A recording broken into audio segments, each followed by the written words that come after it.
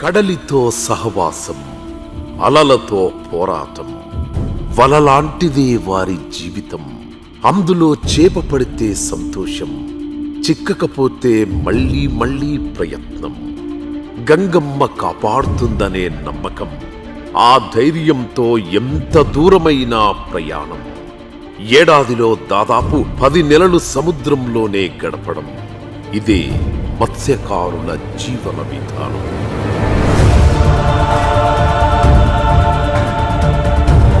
ఎన్నో ప్రభుత్వాలు మారాయి, మత్స్యకారుల జీవితాలను ఓట్లతో లెక్కేశారే తప్ప ఆ బతుకులకు బాసటగా నిలిచింది మాత్రం ఒక్క జగన్ మాత్రమే.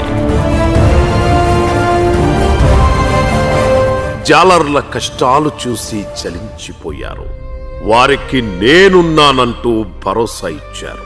ఆ ఆలోచనల్లోంచి వచ్చిందే ఫిషింగ్ హార్బర్.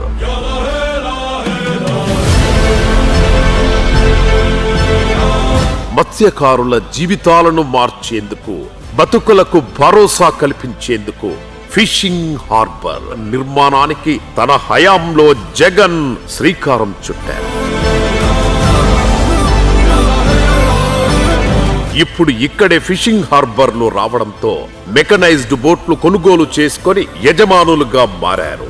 ఇదంతా జగన్ వల్లే అని వాళ్ళు ఆనందం వ్యక్తం చేస్తున్నారు.